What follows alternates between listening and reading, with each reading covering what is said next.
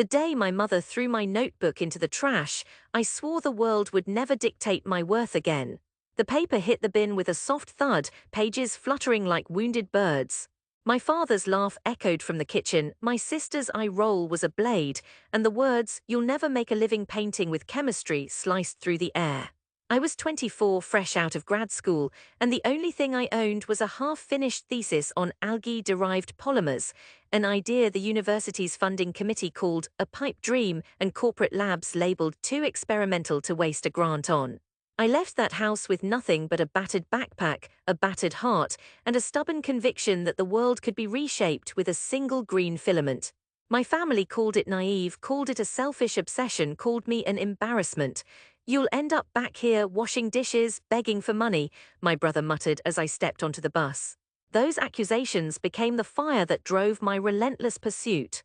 I left the comfort of a conventional lab for a rust-stained garage on the outskirts of town. My equipment was a rusted centrifuge, a stack of Petri dishes salvaged from a dumpster, and a single stubborn alga I'd coaxed from a stagnant pond. Each night I stared at the slimy green cultures, whispering to them like promises. "You're going to change something," I told them, and they answered with a quiet, relentless growth. The work was brutal. There were weeks when the algae turned brown, when contamination ate my cultures, when investors turned their backs after a single slide deck. I missed birthdays, ignored holidays, and learned to live on instant coffee and cold pizza. Yet every setback was a step toward something bigger than a paycheck. It was a step toward redemption, toward proving that brilliance can bloom in the most marginal soil.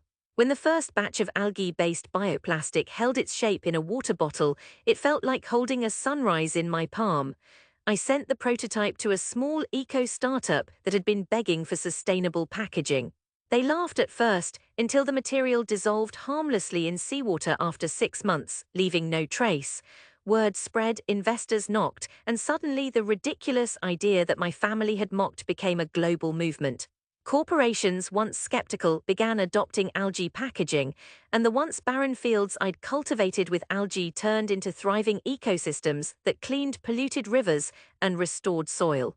The breakthrough wasn't just scientific, it was personal. I watched my mother's hands tremble as she held a product made from the very algae she'd dismissed. "Look what you've done," she whispered, eyes wide.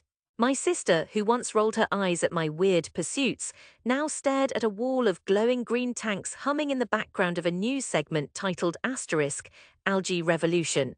From laughter to global change. The camera panned over endless fields where once there was only dust, now carpeted with lush, thriving algae that turned carbon into concrete-free bioplastics. The return home was a silent parade of miracles.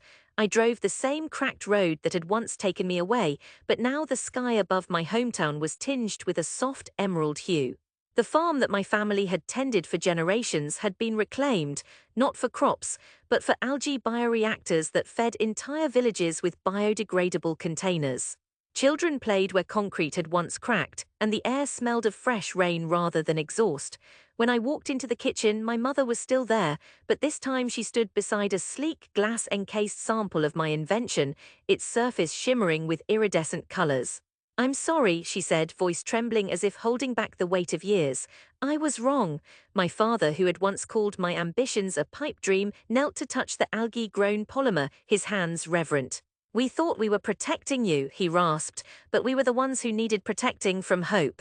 The moment cracked the final barrier of denial. The family who had once mocked my ridiculous dream now faced the undeniable consequences of their derision.